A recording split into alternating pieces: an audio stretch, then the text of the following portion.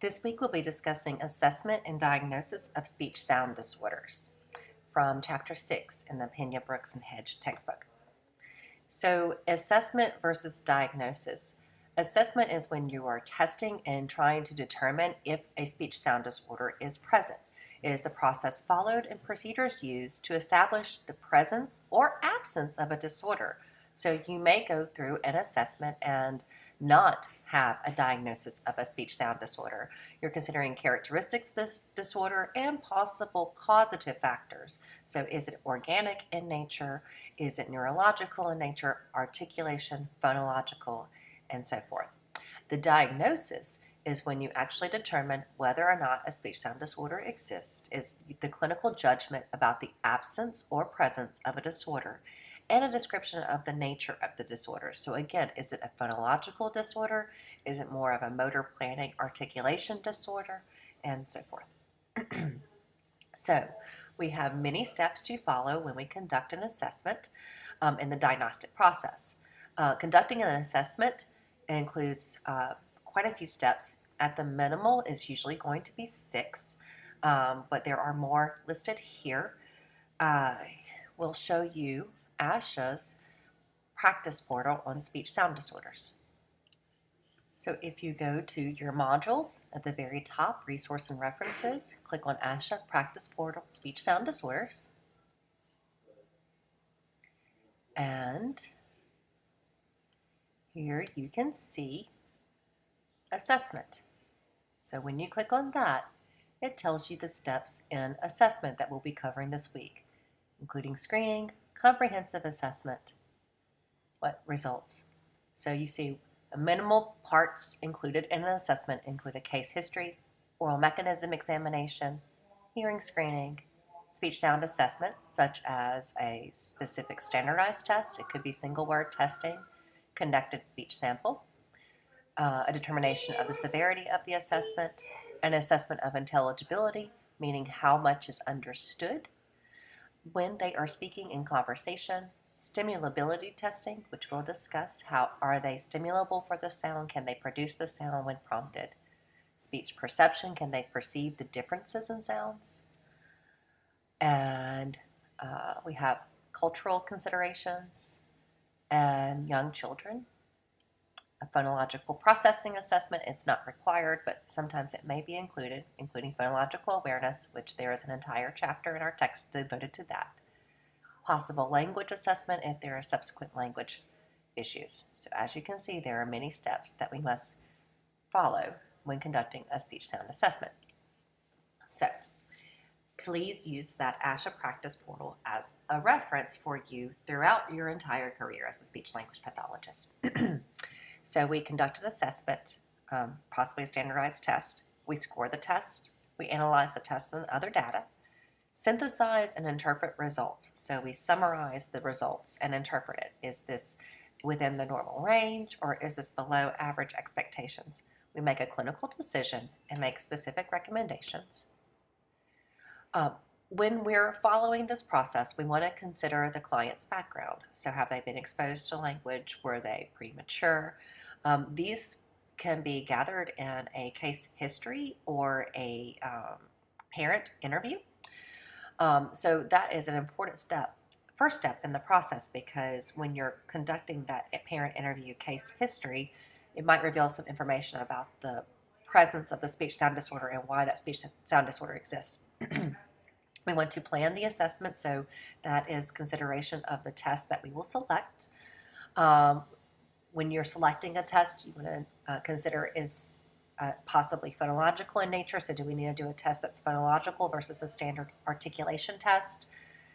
There are probably 10 to 20 tests on the market, but generally speaking, 5 or less are the most popular tests used.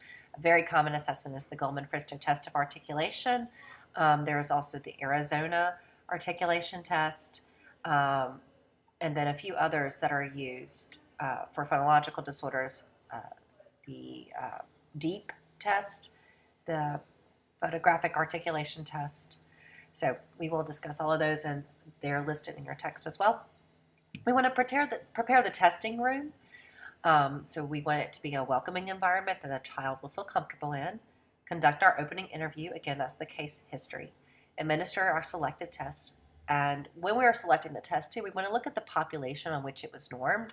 So was there adequate representation of people with a variety of backgrounds, children with a variety of backgrounds, children that are African American or Asian or Hispanic, again, from the previous chapter's discussion and information, you know that children from culturally diverse backgrounds may have different speech sound errors that are dialectical in nature and not due to an actual speech sound disorder. So if you're selecting a test, you want to be sure that the test has considered that specific population. Conduct a closing interview, so a summation of your results, make recommendations, and write a diagnostic report. Now, when you write the diagnostic report, it needs to be very comprehensive because this is a legally binding document most of the time if you're doing it for special education services within the school system or early intervention services. So anybody you're serving birth to 3 through early intervention or age 3 and up through the school system, that's following under our federal law of Individuals with Disabilities Education Act, IDEA for short, and it is a legally binding document. All right. So the first step in the process is screening. Sometimes parents come to you with concerns about speech sounds, and it might be developmental in nature. If you have a child who's 3 who the only sound they can't make is an L or R sound, then that's possibly just due to their age and not necessarily a speech sound disorder. And in Chapter 4, you were presented information on the development of speech sounds. So as you look at that, you can determine, okay, through the screening process, you know what, this child's okay, we probably just need to give them more time versus, yes, we probably do need to do a formal assessment. So it's a pass-fail procedure. It can be conducted with a large number of individuals in a short period of time. You can have published instruments such as the Flu-Hardy Preschool Speech and Language Screening Test, second edition, or the Templin-Darley Screening Test. Or you can use unpublished, non-standardized measures designed by the examiner. And through the screening process, you'll determine if the complete evaluation is warranted. In Mississippi, you are required to screen all students by the end of first grade for articulation, language, fluency, and voice. It's actually a state law. So every school district in first grade is conducting a speech, language, voice, and fluency screening. And so as part of that screening process for articulation, you give a child certain pictures of sound that they're expected to say the words, and you're assessing their sounds and using that to determine whether or not a complete evaluation is warranted. So here is what the Flu-Hardy 2 looks like. It's available from ProEd and various other assessment sites or companies. Another assessment given in most school districts is the Brigance Early Childhood Screener. You can see the pictures of it here. And this is actually required by the State Department of Education for anybody entering and exiting special education, or even if they don't exit special education by age 6, they must be given this as a post-assessment measure. So anybody that goes in for a special education assessment before kindergarten, before they turn 6, is given this assessment. And it has a speech screening within the assessment. So you can see it's early childhood screener, age 3 to 5 years. And you can look at that for further information if you like. So I know this is not the process that your book follows, but I follow a different procedure than the book. Before I give an orofacial examination, even as part of the screening, so before I go to a comprehensive assessment, I give an audiological screening.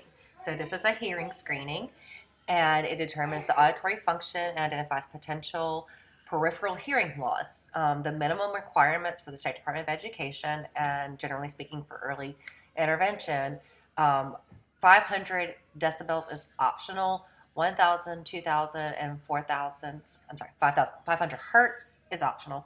1,000, 2,000, 4,000 is required, and the State Department of Education requires it at 25 decibels. ASHA's recommendation, and generally audiologists are going to screen at 20 decibels. And the reason there's a difference between those two is because, generally speaking, in most environments, they're not optimal hearing screening environments. So if you go into a classroom or a school building, they have fluorescent lights, which create background noise. You have non-soundproofed rooms. So many rooms don't have curtains that absorb sound. You can have a lot of ambient noise. For example, in my room at my school district, we actually have a huge air conditioner heater unit that it creates a lot of background noise. So anytime I have my students with hearing impairment come in, I have to make an intentional effort to turn it off in spite of the temperature because it has too much background noise. And if I'm doing a hearing screening, I turn that unit off because it is so loud, it creates so much ambient noise. So generally speaking, I start at 20 decibels, but the minimum requirement is 25 decibels at 1,000, 2,000, and 4,000 hertz. If a student fails the first time, I still give them 10 days. This is what the State Department of Education recommends. Come back in within 10 days and give a second screening. And if they don't pass that second screening, then you make a referral to an audiologist for a comprehensive hearing assessment. So that's not just Department of Education standards, that's also clinical standards and early intervention standards. So the minimum is that they have to have a hearing screening and pass that before we can consider any kind of speech sound assessment, because if they do not pass the hearing screening and have some type of hearing loss, mild, moderate, or severe, even a mild loss can impact those speech sounds and the production of those speech sounds. So we have to determine if they can adequately hear first before we proceed with a comprehensive assessment. So the second step is an oral facial examination. And so this is important because we know that some children might have cleft palates, some children might not have adequate structure or function to produce speech sounds. Some articulation disorders may be directly related to abnormal structure and function of the oral facial mechanism. Again, cleft palate is an example of that. So the oral facial examination structures, the examination serves to avoid missing any potential structural, functional, or neurological problems. So you're probably thinking, how can a neurological problem manifest in an oral facial examination? Well, if the child cannot adequately protrude or move the tongue, so that might be indicative that it is a neurological issue and not just a phonological or motor speech planning issue. Okay, I'm going to back up for just a second to discuss our speech case history interviewing. So if you can see in your module, there is a speech language hearing case history form example. This one is actually from Super Duper. You're gathering general background information, parents' names, date of birth, how old are the parents, do they have any siblings living in the house, their racial ethnic background, are there any other languages spoken in the home, the parent's perception of the speech problem, hearing problem, speech language hearing screening. Has your child ever had speech therapy? You also may want to ask if their siblings have had speech therapy. Has your child ever received any previous evaluations? So possibly if they were born prematurely, they could have been identified in the hospital, but then maybe the services weren't completed or followed through by the parents, and maybe the parents never brought them back for the services. So there's lots of things that can occur in that child's background that we need to be aware of. General birth history, if they're premature, if they've lost oxygen at birth, if they had to be intubated, these are all things that are relevant in gathering information for a speech sound assessment. Is your child aware of the speech difficulties? Do they get frustrated? What's your child's biggest difficulty or biggest problem at home or at school? Here's the pregnancy birth history. How old was the mother when born? Parents of anybody over 35 is considered advanced maternal age. So that just means that they're at higher risk for birth defects or early premature births because of the age of mothers. Was the mother sick during pregnancy? How many months was the pregnancy? So, excuse me, again, if the child was premature, did the child go home with mom from the hospital, or did they have to stay in NICU or the neonatal intensive care unit for an extended period of time? Medical history, encephalitis is infection of the brain. You want to know if they've had a history of seizures, even febrile seizures, which are seizures induced by high fever. All of these can impact the brain and create neurological issues, tonsillitis, tonsillectomy. So do they have a history of chronic strep throat where they had to have their tonsils out because that can impact their speech sound abilities. History of ear infections, right here. How often did they have tubes? Any other injury, surgery, traumatic brain injury could have occurred prior to this referral for assessment. Is the child under a physician's care? Do they have regular care from a doctor? Any medications your child takes? Developmental milestones. So did they do these things on time? Does your child choke on foods or liquids? That's swallowing issues that could be impacting the speech sound development. Hearing, speech, and language. So these are all just questions that you're asking the parents to try to determine what could be causing the speech sound disorder. School history. Is your child in school?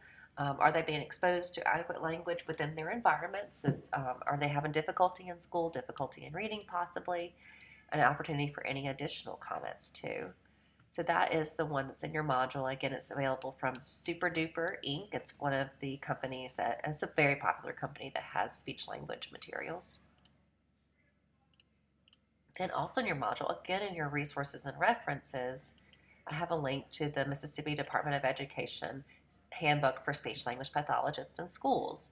And the purpose of this content is to serve as a resource for anybody working in a school district. And so here you can see the table of contents. In Chapter 2, it actually describes all of the assessment procedures for articulation and phonological processing that are required by the State Department of Education. Again, this is going to be any child in a school district that you're assessing age 3 and up. And these are aligned with best practice, meaning that these are generally the procedures that you're following if you're in another pediatric setting, such as a hospital, rehabilitative unit, or private practice. I'm going to scroll down here to the appendix because these are actually forms. And so if I can go to that page.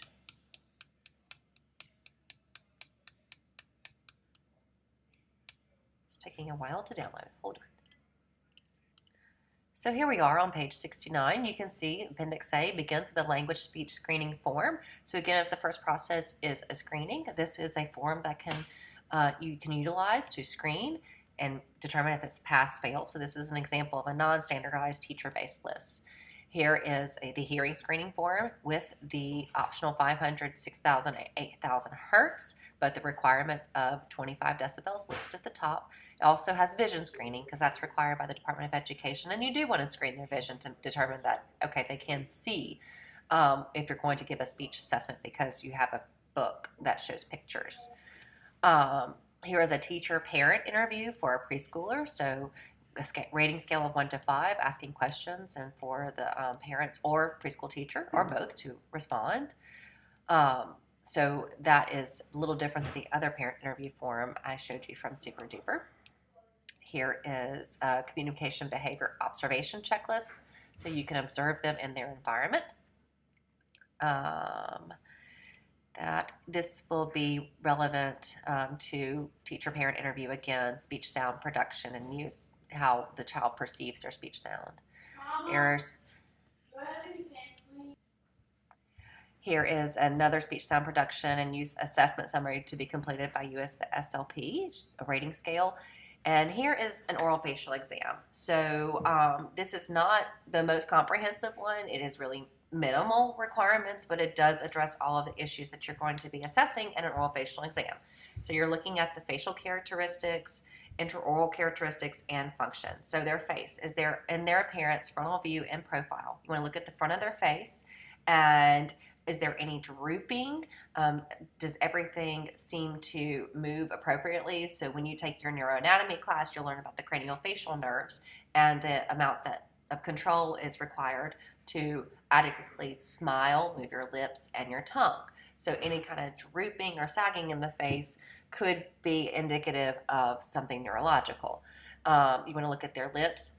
Can they pucker their lips, protrude the lips, pop the lips? You want to press a tongue blade on the lips and make sure they can push against it. Tongue characteristics, the size of the tongue, is it abnormally large, abnormally small? We can see macroglacia, which is a too large tongue in children with Down syndrome. And actually it appears to be too large because their oral cavity is generally small. The frenum is the little flap at the bottom of the tongue, so the tongue tie. Again, this is not necessarily indicative of whether or not they're going to have a speech sound disorder, but you want to make sure that it's not limiting the ability to protrude the tongue. Really, the place where you would see that impact would be swallowing, suckling, when children are nursing or on a bottle. The protrusion of the tongue, how far they can stick it out, and you want to have them move it left to right, back and forth, and up and down. Tongue movement, protrusion out, lateralization left to right, elevation up, down. The uvula pharynx, so that little dangly thing in the back of your mouth is your uvula. And you want to look at that because sometimes it can be bifurcated, meaning that it is split into two. And if you see a uvula that's bifurcated or split in two, that's indicative of a submucous cleft, meaning that a cleft palate, usually you'll be able to see it when you look in the mouth, and there'll be a hole in their palatal area. But a submucous cleft is when there's skin there, but there's still a hole above the skin that you can't see unless you do a comprehensive videoscopy exam. So you're looking at the uvula to determine if it is bifurcated, or perhaps it's, my son just had strep throat, and so his little uvula was literally clinging to his tonsils because his tonsils were so enlarged. And that, if you'll recall to the anatomy and the resonance, it impacts their sound production. Dentition, their teeth. So we've talked about that. Or, do they have an overbite, underbite, or is it aligned properly? Are they missing any teeth? A child who's missing their front teeth is not going to have that barrier when they're producing that s or z sound. The hard palate and the soft palate, again, you're looking for a cleft palate or a submucous cleft. Even when you maybe can't see the submucous cleft, you could still see that if you shine the light, the pen light in their mouth, it's going to show, the light's going to be reflected into that palatal area, so that you'll be able to see that instead of the light stopping and the palate, it will shine through, much like whenever you look at the tympanic membrane. Velopharyngeal closure. So if you recall, that's the nasality. So we only have 3 nasal sounds, and the velopharyngeal flap has to close over the nasal passage so that there is not nasality when you produce speech sounds. So the way you observe velopharyngeal closure is that when you have the child stick out their tongue and you have a tongue blade, you stick out the tongue and you go, ah, and when they go, ah, the uvula is going to go up so that you have adequate velopharyngeal closure. If you do not observe the up movement of the uvula in the back of the oral cavity, then it's going to indicate that that child it does not have adequate velopharyngeal closure. The diadochokinetic rate is the repetition of p, t, k, and it's rapid repetition. Padaka, padaka, padaka, padaka, padaka. And your book discusses that extensively too, but that again is indicative of possible neurological disorders if the child can't produce those sounds, and there are actually rates of how fast or how many repetitions a child should be able to say within a certain amount of period that's listed in your book. So that was an example of an orofacial examination form, and again, there are other forms available through different assessment manuals. That's one that the Department of Education has. You're wanting to determine if articulators are adequate for speech production. You're trying to determine if there's a functional, organic in nature problem. A functional disorder is a disorder for which a cause could not be determined. An organic disorder are disorders for which some underlying structural, sensory, or neurological cause can be identified. The tools you will need to have for an orofacial examination include a small flashlight, a glove or finger cot, so you want to be able, of course, to be hygienic whenever you're doing this, a tongue depressor, a small mirror such as the mirror that the dentist uses, and a stopwatch. And that stopwatch is for the diadochokinetic rate. So a diadochokinetic syllable rate is also known as the alternating motions rate or sequential motions rate. It refers to the speed and regularity with which a person produces repetitive articulatory movements. You want successive repetition of the same syllable or rapid movement from one articulatory posture to another. So puttica, puttica, puttica, puttica. There are two methods to use to measure a client's diadocokinetic syllable rates. It includes the client repeated selected syllable, where the clinician counts the number of syllable repetitions with a predetermined number of seconds. 5 seconds is that predetermined number. Or the client is asked to repeat a selected syllable. A clinician counts the number of seconds it takes the client to repeat for 20 repetitions. Puttica, puttica, puttica, puttica, puttica, puttica, puttica, puttica, puttica, puttica, puttica, puttica, puttica, puttica, puttica, puttica, puttica, puttica. So it takes a little bit longer if you do those 20 repetitions. The next thing we'll discuss is administering the standardized assessment.